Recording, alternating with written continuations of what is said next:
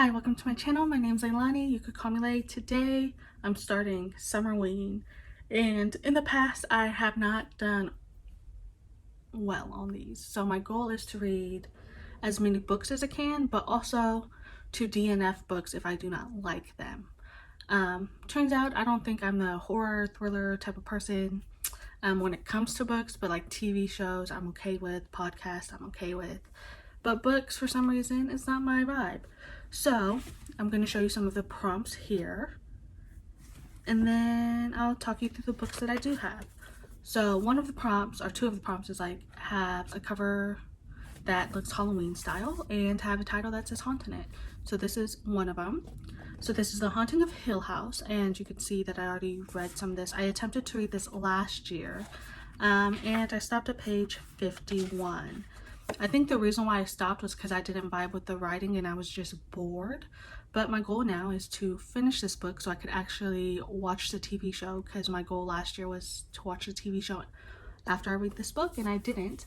So I think throughout the week I'll read this book and also watch the TV show with you. The next one I have is Dante's Inferno. I figured it's a good time to read it now. I also have the audiobook for this. I'm just excited to read it because I want to look at all the pictures, and it's all told in poetry. So this is a classic novel, and it says, midway upon the journey of our life, I found myself within a dark forest, for the straightforward pathway had been lost. So this is basically like a story going through hell, but it's told in 3 parts. But I'm gonna be honest, I don't know if this has all the parts in it, so, but I'm still interested in like reading it. The next book that I have that I already started is The Complex Murder. I'm currently on chapter 5, and I'm gonna be honest, I don't care. I don't feel like reading it. So what I'm going to do is give it 5 more chapters to chapter 10, because I don't like the writing style, and I also don't like some of the wording that is being said in here. This book is like old. Like, let me tell you when this came out. So this book came out in 2014, and like the tagline to sell this book was like, this is fans for Hunger Games and Divergent. And I see it because this is like a dystopian, and we're in a world where like everyone's poor, everything seems like polluted, you have to be home at like a certain hour, or like you could die because like there's this big brother type of thing and people are like watching you. Each person who lives in this place called the Shallows has a barcode, and the Institute is like the big brother that's watching everybody, can see everything that you're doing. And then everyone also has something called nanobites inside their body, so if they get hurt they could heal fast unless like it's like a deeper cut. But it's told in 2 perspectives. We follow our first character, Meadow, who is in the Shallows, and she's with her sister at like the beach, but everything's polluted. There's like even dead bodies in the water. Her sister finds like a shell, but they can't like pick it up or keep it because the Institute wouldn't agree with that, and you could get murdered for it. But she's supposed to be like this survivor type of person. And then the second perspective is of Saphir, who's also a part of the Shallows, but he was an orphan, and when you're an orphan, the Institute basically takes you in and uses you as workers, and there's different types of jobs you would do, but basically they're all disgusting and nobody wants them. But people continue doing these jobs because they could get fed. And yeah, I'm just bored and I don't like the writing. Someone just got murdered and I could care less. Like, I don't care. So I'll give it 5 more chapters. I'll give you an update and let you know if I'm DNFing it or not. But my goal is, I have a few more thriller or horror books that I have on my physical TBR shelf. And my goal in general is to read them, because what I'm going to do is unhaul them, because I never reread thrillers or mysteries or anything. So that's the goal. I'll give you an update when I have one.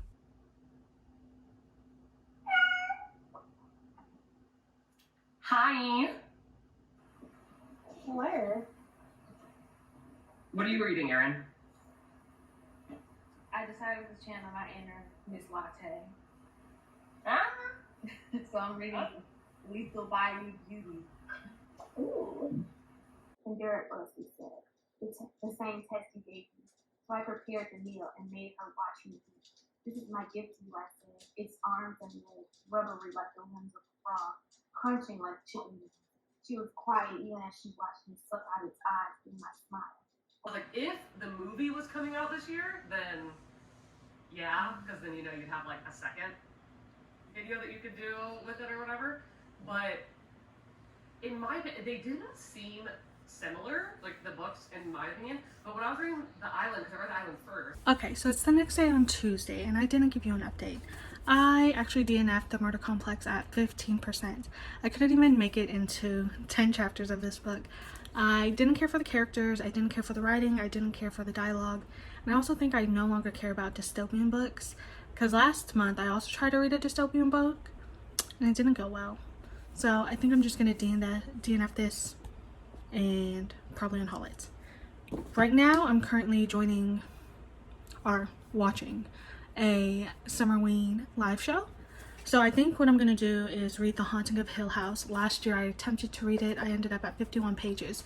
So I don't know if I want to start the book over or just continue where I left off. I think the reason why I stopped reading it though was because the main character, I think she was annoying me. I remember complaining to my friend about the book because I felt like she's older, but how she was acting was very naive and basically reminded me of like a little kid for some reason.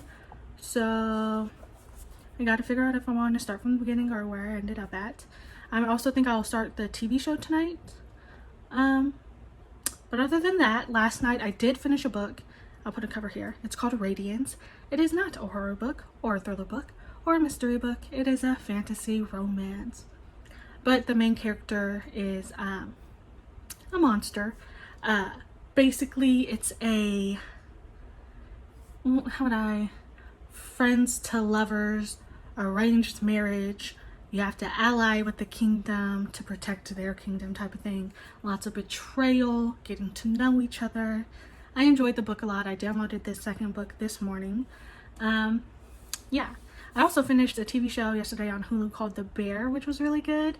It's with one of the main characters from Shameless, and then like there's this other character who's his brother, who's the Punisher, you know. So basically there is this young chef who moves back to his hometown because his brother ended up unaliving himself, you know what I'm saying?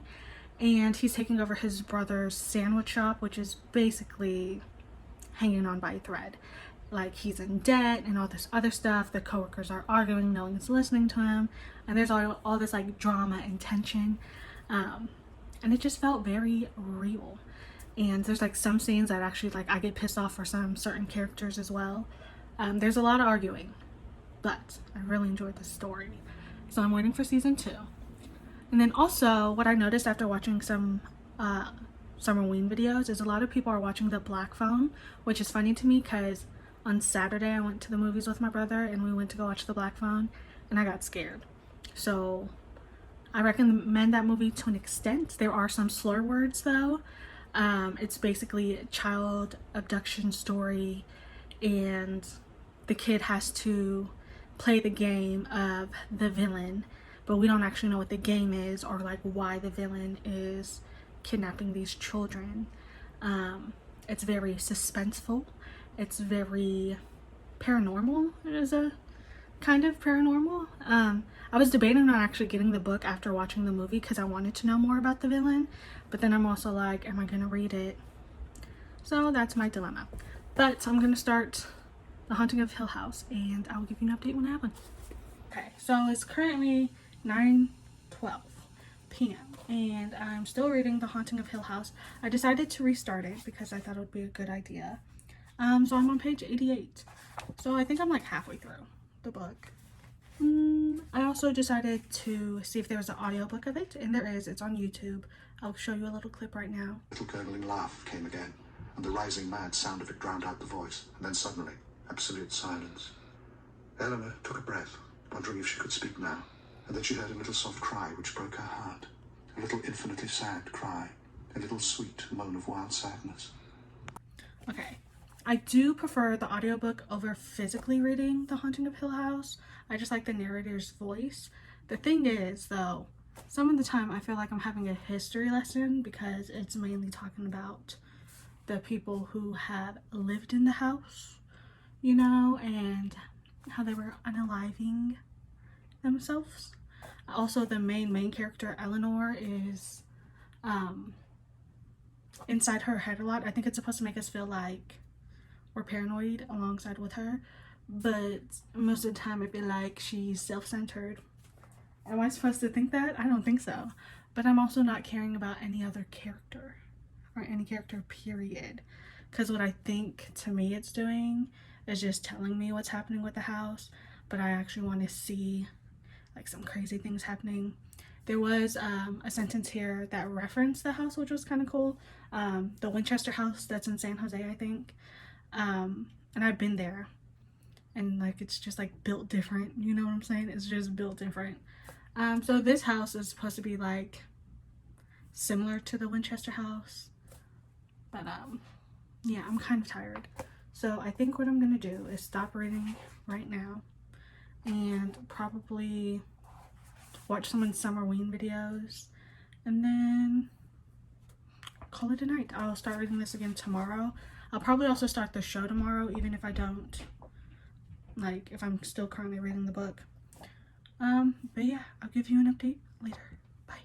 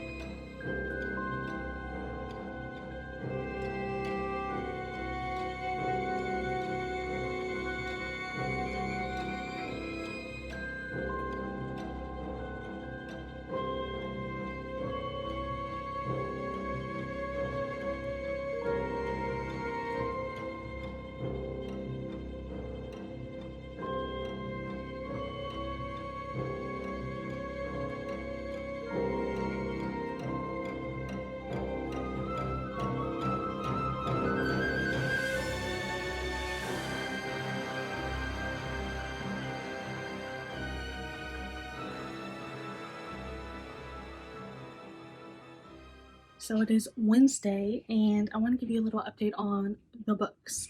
So, The Haunting of Hill House, I am that much into it. I'm almost done. I think I have like one section left. So I'm currently on page 156. I still feel the same way. I don't really have any connection to any of the characters. There has been some like writings on the wall that's supposed to be scary.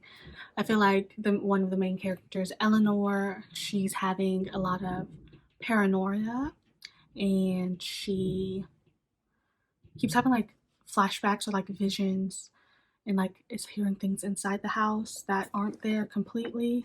Um, but it's okay. I do prefer the audiobook because I feel like if I read this physically only, I would DNF it.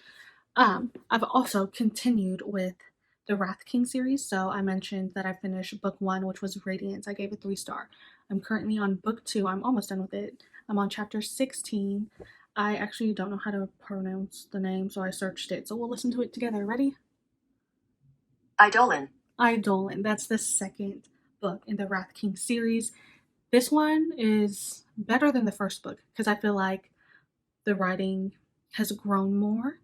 I feel like the characters have grown more together, but then also it's such a high tension book or a situation that they're in currently that their communication with each other is lacking because they're both trying to take care of their kingdom, but also try to be there for each other because there's a lot of, sorry, there's people texting me, because there's a lot of bad juju that is happening in the kingdom. So this one I feel like fits Summerween because there are demons that are massacring people. And then now we get the reason why this series is called The Wrath Kings, because now the king has to become a wrath and basically raise an army of the dead. But there's a lot that's happening, but also there's not a lot that's happening at the same time. There's some situations where I'm like, why did you leave things out?